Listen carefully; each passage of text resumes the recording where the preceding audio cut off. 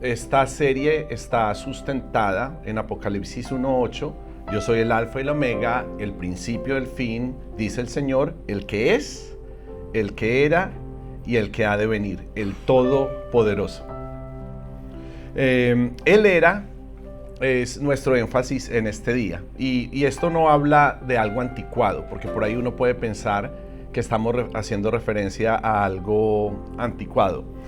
Tampoco estamos haciendo referencia a algo que está pasado de época o mucho menos algo que no tenga vigencia. Eso es importante porque a la hora de uno comprender lingüísticamente, uno lo entiende humanamente como pasado, la conjugación del pasado. Pero ¿qué es lo que está diciendo este pasaje? Está hablando de la preexistencia divina. Y eso es clave para cualquiera de nosotros que sigue a Cristo. Y esto también nos da un planteamiento bíblico, porque eso es lo que está sugiriendo la Escritura. Exactamente es esto. Jesucristo existía en su naturaleza eterna junto a Dios desde antes de la creación del mundo y antes de su encarnación humana, siendo parte de la Trinidad con un carácter eterno y creador. Eso es lo más importante que nosotros necesitamos comprender. En Juan 1 dice la Escritura: en el principio, antes de la creación del mundo, ya existía la palabra. La palabra estaba con Dios y era Dios. Estaba ahí con Dios en el comienzo. Todo se hizo por aquel que es la palabra. Sin él nada se habría hecho. Vemos entonces la importancia de la palabra y la importancia de poder entender la preexistencia divina. En este pasaje de Juan capítulo 1, creo que es un texto fundamental en nuestra teología cristiana, ya que describe esa naturaleza de Jesús como la palabra, y la palabra viene derivada de logos, que viene del original, de un original griego. Entonces, él establece tres bases fundamentales, y son las tres cosas principales que quiero compartir. Primero, la preexistencia de la palabra, que ya lo mencioné. Segundo, la relación de la palabra con Dios. Y tercero, la creación a través de la palabra. Y eso es clave para entender que Él era. Estamos hablando desde la plataforma de eternidad. Entonces la frase bíblica que dice: en el principio, antes de la creación del mundo, ya existía la palabra, está estableciendo que la palabra Jesús existía antes de la creación del mundo, lo que afirma su divinidad y su eternidad. Entonces eso debería derrumbar cualquier otro argumento que se pueda levantar. Lo segundo es la relación de la palabra con Dios. Vemos también ahí la frase: la palabra estaba con Dios y era Dios. Y esto resalta la comunión entre ambos, pues destaca una relación íntima. Realmente había una comunión, una relación íntima, una relación eterna entre la palabra Jesús, Cristo, y Dios Padre. Entonces esta mención bíblica le da un lugar principal a la palabra de Dios y un lugar a Dios. Establece ambas, pero al mismo tiempo está hablando de algo que he venido hablando las últimas semanas, quizás los últimos meses: la unicidad del mismo. Son uno, no son diferentes, afirmando al mismo tiempo que la palabra es Dios. Y lo tercero es la creación a través de la palabra. No necesariamente todos saben la parte fundamental o tan protagónica que tuvo la palabra para la creación de todas las cosas. Entonces esta porción bíblica dice: todo se hizo por aquel que es la palabra. Ahí vemos la importancia de él. Sin él nada se habría hecho, revelando que la creación del universo fue obra de la palabra. Estamos hablando de Cristo Jesús. Entonces hay un protagonismo en él, en todo lo que tiene que ver con la creación, y un carácter o un papel creativo muy importante también. Entonces, la semana pasada si estuviste en el devocional o estuviste en la prédica, estuvimos hablando de Moisés y su encuentro divino en el desierto por medio de la zarza ardiente, y cómo Moisés fue marcado por Dios al preguntar qué nombre de quién se iba a presentar al pueblo judío para gestionar la liberación del pueblo, y en nombre de quién le iba a decir al faraón que quería liberar el pueblo. Entonces, ¿qué fue lo que Dios le dijo? Yo soy el que soy. Yo soy, me mandó ustedes. Esa era la carta o la tarjeta de presentación. Entonces, ese mismo Moisés, y eso es a donde yo quiero ir este día, ese mismo Moisés que falló, que dudó por su desconocimiento, ese mismo Moisés termina escribiendo uno de los salmos más impactantes que está en las Escrituras, y es el Salmo 90. Y este es uno de los pocos salmos que tiene el autor atribuido en el mismo texto. O sea, no es que será que sí, no, ahí está atribuida la autoría de Moisés. Y me impacta mucho porque Moisés escribió este salmo probablemente en el tiempo que Israel estuvo en el desierto. O sea, ya ellos estaban en ese peregrinaje. Y Moisés ya había empezado a entender, o ya había empezado a ser impactado por la eternidad de Dios, y a su vez él se veía muy confrontado con la fragilidad humana, porque obviamente caminaba con un pueblo que estaba dudando, que a pesar de todo lo que veían, había mucha murmuración, había mucha queja, y Moisés estaba lidiando con la problemática de todo el pueblo, y podía ver esa fragilidad humana en contraste con la eternidad y el poder de Dios. Y el versículo 2 del Salmo 90 es particularmente, nos apoya en esto, en que Él era. Y Moisés dice en Salmo 92, dice: tú ya eras Dios, aún antes que las montañas se formaran y que crearas la tierra y el mundo. Dice, tú eras y siempre serás Dios.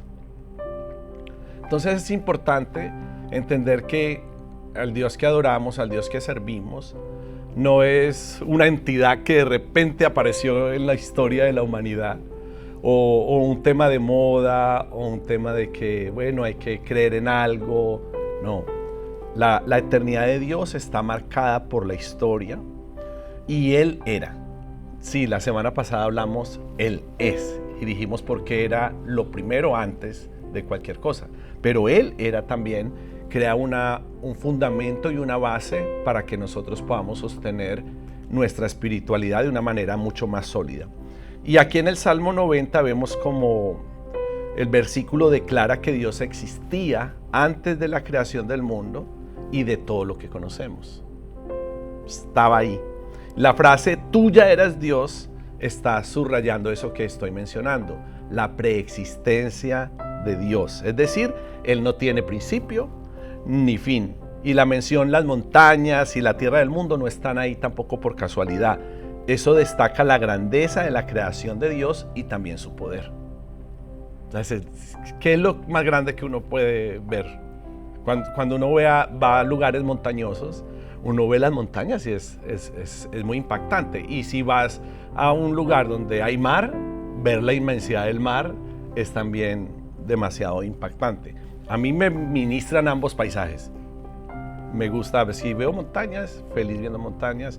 Si veo el mar también me ministra y me testifica de la grandeza de Dios. Y en la segunda parte del versículo, cuando dice tú eras y siempre serás Dios, está afirmando la inmutabilidad de Dios. O sea, Él no cambia, su naturaleza y su carácter permanecen constantes a través del tiempo. Nosotros cambiamos.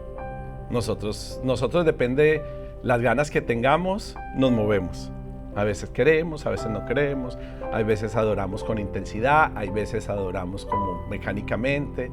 O sea, en realidad nosotros podemos ser variables y las circunstancias terminan muchas veces afectándonos a nosotros y nuestra relación con Dios.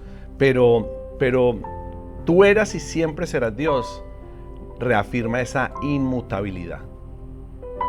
Y es bueno saber que Él no cambia.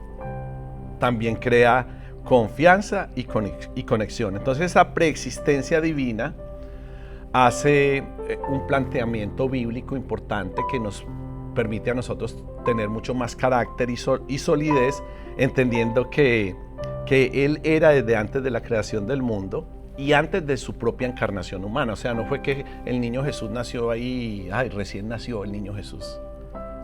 No, la historia no comenzó en su encarnación. Desde la eternidad Él estaba. Él cumplió un papel fundamental en la creación de todo lo que nosotros vemos. Aún hay cosas que nosotros no podemos ver, que tienen que ver con la creación de Dios. Entonces, ese carácter eterno y ese carácter creador es el que se mantiene plasmado en ellos, y también nos da una revelación, y es que Él es perfecto. No hay imperfección en Él. Afirma su perfección porque no cambia en su ser, no cambia en su carácter, no cambia en sus atributos, no cambia en su propósito. Y nos da la seguridad de que Él no cambia en sus promesas con nosotros. O sea, las promesas bíblicas de la palabra se mantienen vigentes. Y se han cumplido muchas y hay otras que han de cumplirse, pero Él va a ser fiel a esas promesas. Y aún en promesas que podamos recibir de manera directa o de manera personal. Y esto debería hacer que nosotros seamos gente espiritual mucho más estable. Gente que camina con mayor seguridad porque hemos sido encontrados por Él.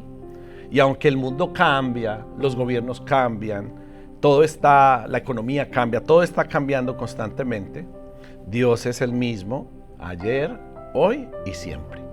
Entender que su amor, su poder, su sabiduría no cambian, nos tiene que dar mucha seguridad, nos tiene que dar mucha confianza, y nuestra fe se debe mantener intacta, entendiendo el carácter de Dios, entendiendo su divinidad, su eternidad. Esa preexistencia divina, esa inmutabilidad, también es una clara advertencia para los incrédulos. Esto es una confrontación tremenda para las personas que no creen, para el ateísmo, cualquier filosofía que niegue la existencia de Dios. ¿Por qué es esa advertencia? Porque hay una base de fe contundente que está establecida, y esa es la base por medio de la cual nosotros como iglesia nos debemos de mover. Hay gente que termina alejándose de Dios porque no entiende que Él era, que Él es y que Él será. Entonces toman su relación con Dios como algo momentáneo, como algo pasajero. Y si no funciona, entonces simplemente van en busca de algo más. Por eso hay gente que puede pasar fácilmente de una religión a otra. Y incluso entre nosotros puede haber personas que se relacionan con Dios de manera religiosa. Y eso es lo que nosotros tenemos que romper. Una relación con Dios fresca, orgánica, sincera, donde podamos hablar con Él, dialogar con Él, exponernos para poderlo escuchar. Y creo que eso es lo que el Espíritu Santo quiere gestar entre nosotros, para que podamos movernos con mucha más madurez y para que tengamos mucha más fortaleza en nuestra vida espiritual. Para que no estemos cambiando, para que nos mantengamos firmes.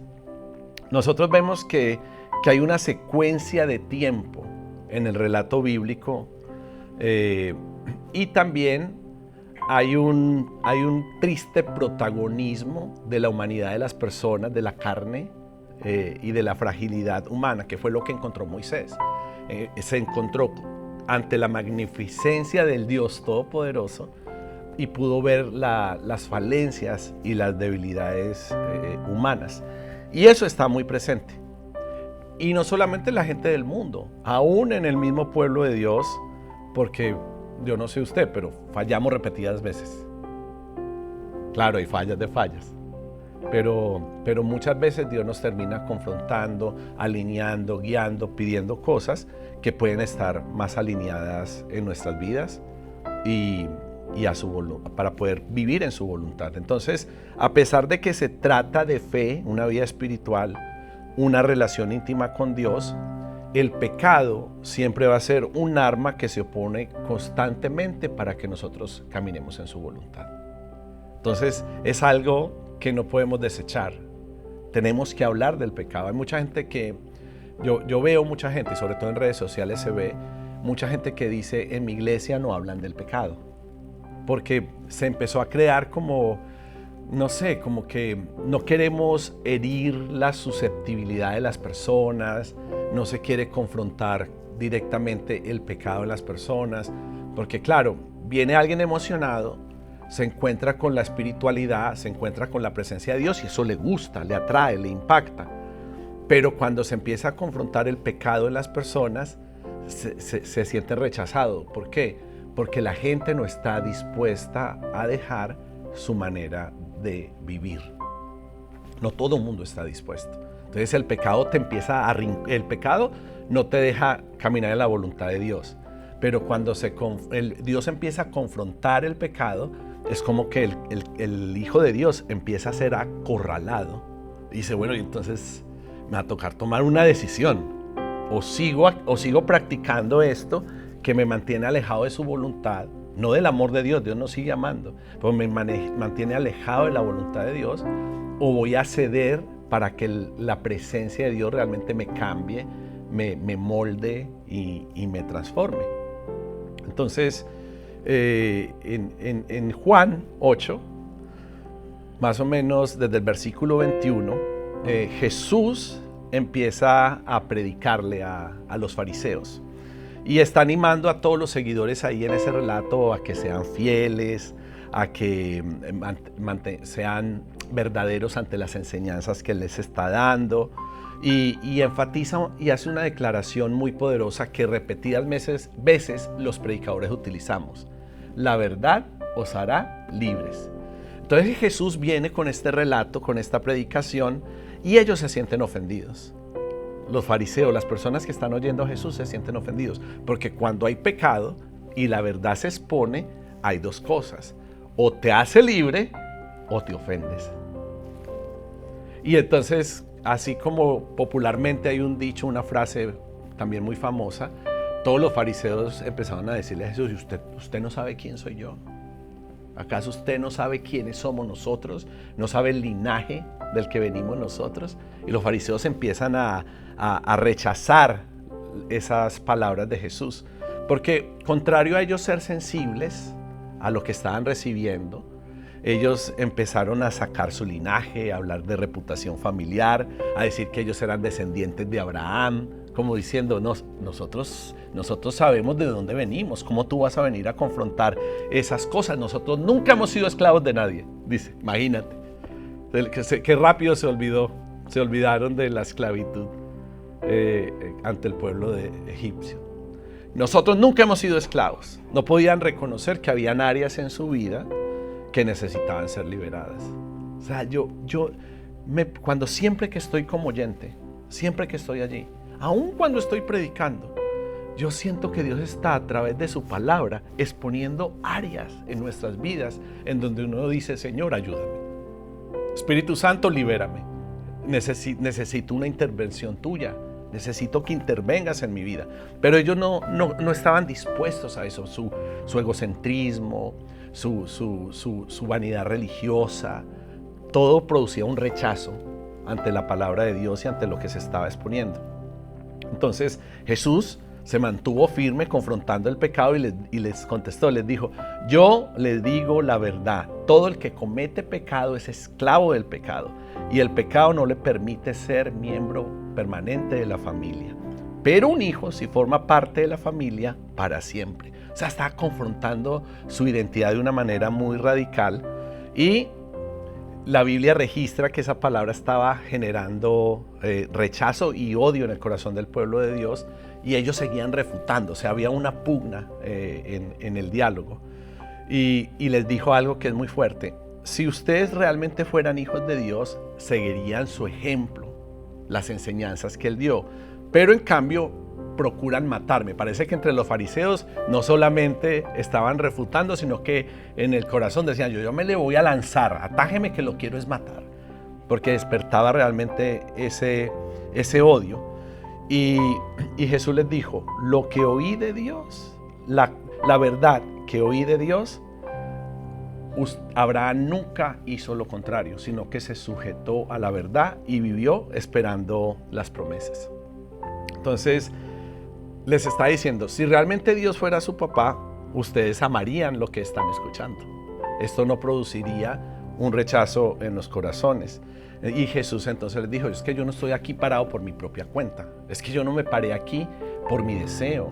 Yo estoy parado aquí porque hay una encomienda, hay un propósito por el cual yo debo hablarles a ustedes. Y yo estoy en disposición de poder servir al que me envió. Esta es la escena.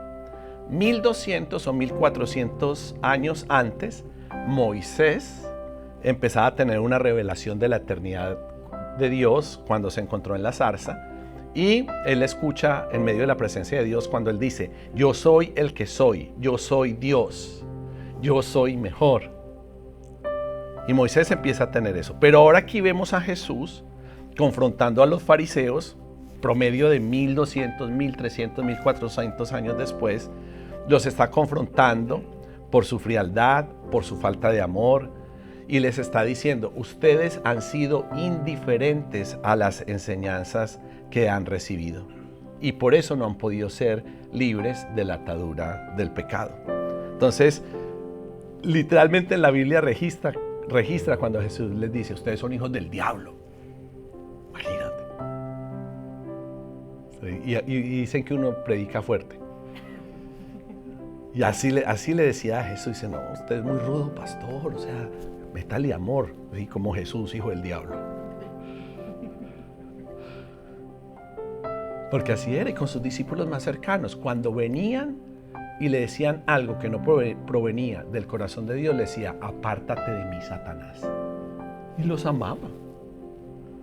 Pero es que nosotros no tenemos por qué adaptarnos o aceptar la carnalidad, el pecado, o el desenfreno, la frialdad de los demás. Nosotros tenemos que ser radicales porque lo que está en juego es nuestra relación con Dios. Eso es lo que está en juego. Entonces, toda esta confrontación, ellos empezaron a decirle a él que no, que él era el endemoniado. O sea, Jesús les dice, hijos del diablo, y dice, no, usted es el endemoniado, usted es el que tiene los demonios. Y a ellos los mató fue esto. Cuando Jesús les dijo, todo el que obedezca a mi enseñanza jamás morirá. Ellos dijeron, ¿cómo así? O sea, ya está hablando de eternidad. ¿Quién te crees tú entonces? Primero le dijeron, ¿quién crees que somos nosotros? Y luego le dijeron a Jesús, ¿y tú quién te crees? Confrontando la identidad de Jesús por lo que estaban recibiendo. Y el pueblo le empezó a decir, ¿acaso tú eres más importante que nuestro padre Abraham? Dijo, Abraham murió al igual que los profetas. Tú me estás hablando de eternidad. ¿Quién tú te crees? Y Jesús les dijo, Él es nuestro Dios, pero ni siquiera ustedes lo conocen. O sea, ellos estaban en medio de la presencia encarnada de Dios, la palabra viva. Y aún así estaban completamente insensibles. Y Jesús les está diciendo, yo sí lo conozco. Yo sí lo reconozco, yo tengo una relación con Él. Si dijera lo contrario, sería un mentiroso. Pero tengo una relación con Dios. Abraham, el padre de ustedes, les dijo Jesús, se alegró mientras esperaba con ansias mi venida. La vio y se llenó de alegría. Le dice. Entonces la gente le dijo, usted ni siquiera tiene 50 años. Aparte, está pelado para hablarnos de todas estas. Eres chiquito. Ni 50 años tienes. ¿Cómo puedes decir que has visto a Abraham? Y aquí viene la declaración de que él era. Diga, él era. Él era. Entonces Jesús le dijo en Juan 8:58, les digo la verdad, antes de que Abraham naciera, yo soy. Porque Él es, Él era y Él ha de venir. ¿Cuál debe ser nuestra actitud en todo esto? La misma de Abraham. Nosotros debemos de alegrarnos mientras esperamos con ansias su venida. No podemos dejar que nuestro corazón sea inundado de tristeza, de rabia, de enojo, de desazón. Nosotros debemos de mantenernos alegres. Y yo creo que que nosotros como iglesia tenemos que crecer más en nuestro gozo en la presencia de Dios. O sea, tenemos que sonreír más, estar más felices. O sea, como que se note que estamos con felicidad en la casa de Dios, que estamos en la presencia de Dios. No como que hoy tuve una noche terrible, pero aquí estoy. Que se vea nuestro gozo y nuestra alegría, porque eso no depende de cómo fue nuestra noche o cómo fue nuestra semana, o cómo está la cuenta bancaria, o cómo está nuestro caso migratorio, o cómo nos fue en el matrimonio, o cómo se comportaron nuestros hijos. El gozo depende de que nosotros podamos mantenernos con ansias y expectativas de su regreso, entendiendo que ese es el final de la historia y podernos alegrar mientras esperamos con ansia su venida. Iglesia, que ustedes la vean, que ustedes se llenen de alegría, que esperen con ansias su regreso. Espérala, mírala, créela, sigue escudriñando su palabra y mantente lleno de alegría.